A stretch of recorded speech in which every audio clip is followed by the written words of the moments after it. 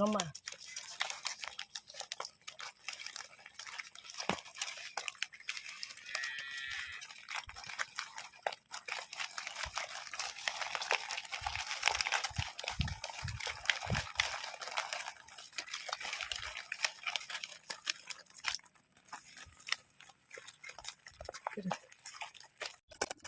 নমস্কার বন্ধুরা, সুন্দরবন সুপ্রিয়া কিচেনে স্বাগত জানিয়ে আজ খুব সুন্দর একটা রেসিপি নিয়ে আপনাদের সামনে চলে এলাম।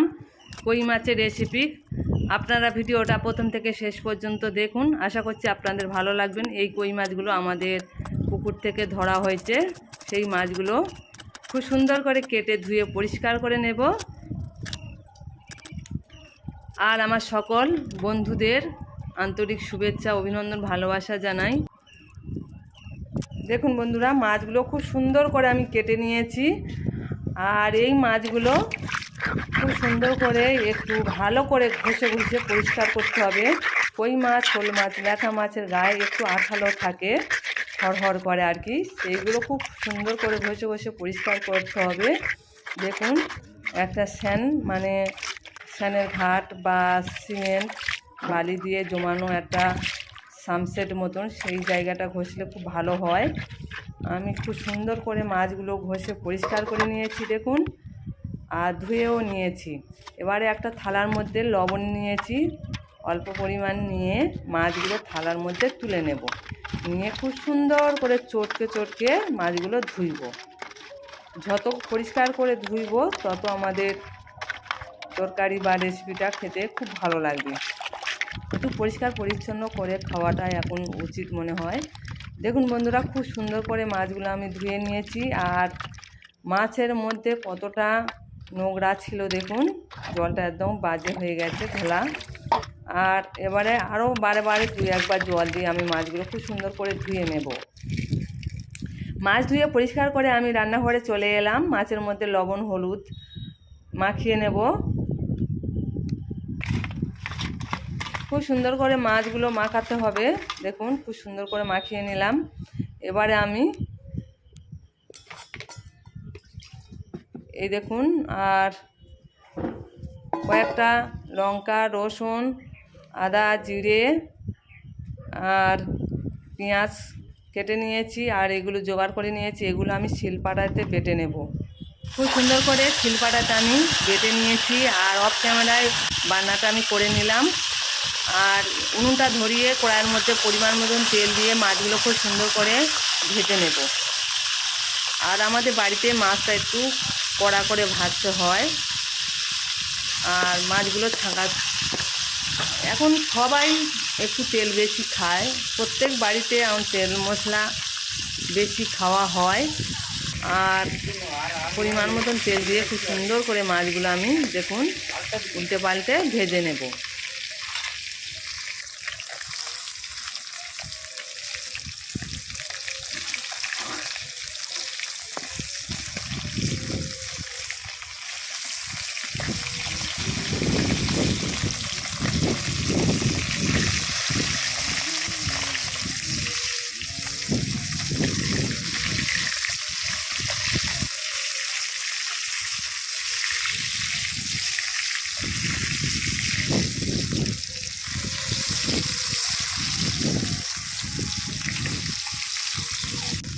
দেখুন বন্ধুরা, খুব সুন্দর মাছ কড়া করে ভেজে নিয়েছি টান টান করে। এবারে আমি মাছগুলো তুলে নেব।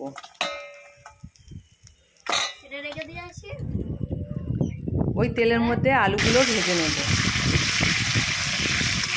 আপনারা চাইলে আলুগুলো নাও ভেজে রান্না করতে পারেন। আর একটা কথা বলছি, দেখুন এই যে কড়ার গায়ে ধরে গিয়েছে, এগুলো যদি রান্নার সময় খুন্তি দিয়ে একটু তুলে দেওয়া যায় তাহলে কড়াটা কম পুড়বে। মাজার সময় খুব সুন্দর তাড়াতাড়ি মাজাও হয়ে যাবে। আলুগুলো খুব সুন্দর করে দেখুন ভেজে নিয়েছি। এবার আমি তুলে নেব।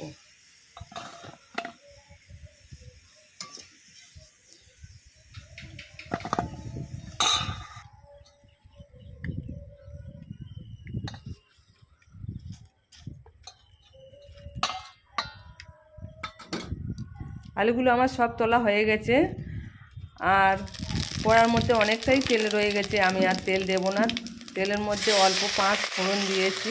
আপনারা 5 ফোড়নটা ঝাড়া না খান বাদ দিতে পারেন। আমি কড়ার তেলের মধ্যে 5 ফোড়ন দিয়ে পেঁয়াজগুলো দিয়ে খুব সুন্দর করে নেড়ে চেড়ে নেব।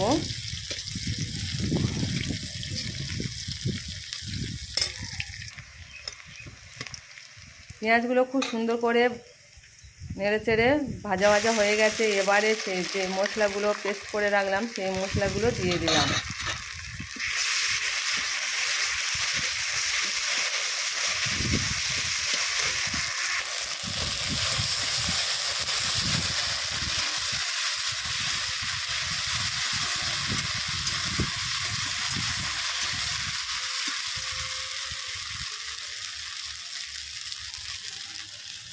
খুব সুন্দর করে পেস্টগুলো দিয়ে খুব সুন্দর করে নেড়ে চেড়ে কষে নিয়েছি। এবারে স্বাদ মতন লবণ দিয়ে দেব।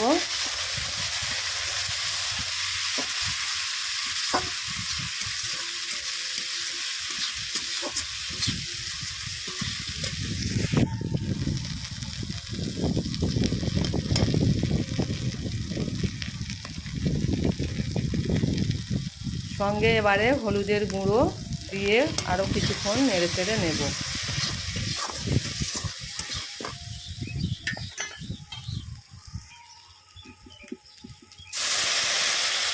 অল্প একটু জল দিয়ে, একটু মশলাটা টান টান হয়ে গেছিলো, একটুখানি অল্প একটু জল দিয়ে একটু নেড়ে চেড়ে নিয়ে আলুগুলো দিয়ে দিলাম।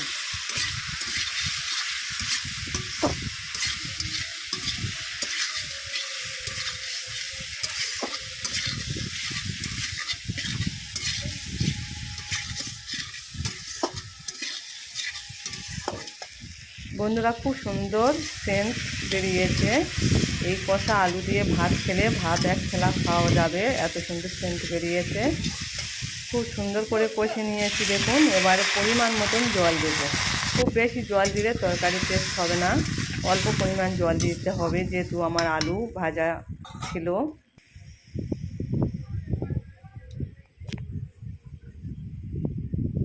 আমাদের সামনের গ্রামের দৃশ্যটা একটু দেখিয়ে দিলাম।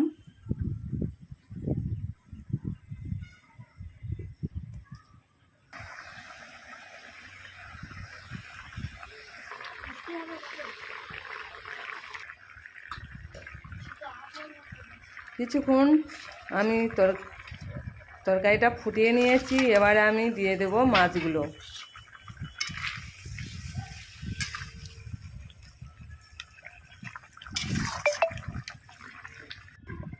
কিছুক্ষণ ঢাকা দিয়ে রেখে দেব।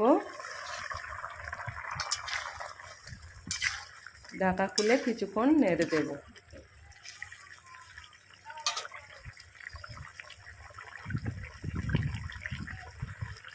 আরও কিছুক্ষণ ফুটিয়ে নিয়ে 1 চামচ গরম মশলার গুঁড়ো দিয়ে আরও কিছুক্ষণ নেড়ে চেড়ে ফুটিয়ে নেব। অনেকে মশলাটা একটু শেষে দেয়, কিন্তু আমি একটু তরকারির শেষ পথে দিলে একটু ফুটিয়ে নিলে তরকারির টেস্টটা বেড়ে যায়, অন্যরকম টেস্ট হয় আর কি, খুব সুন্দর খেতে লাগে। কিছুক্ষণ ফুটিয়ে নিয়েছি। এবার আমি কই মাছের রেসিপি নামিয়ে নেব। দেখুন খুব সুন্দর কালারটাও দারুণ এসেছে, দেখুন টকটকে লাল। এতক্ষণ ধরে ধৈর্য সহকারে আমার ভিডিওটা যেসব দিদিভাই দাদাভাই দেখেছেন তাদেরকে আন্তরিক শুভেচ্ছা, অভিনন্দন, ভালোবাসা জানিয়ে আমার ভিডিওটা এখানে শেষ করছি। আপনারা ভালো থাকবেন, সুস্থ থাকবেন, শুভ কামনা রইল।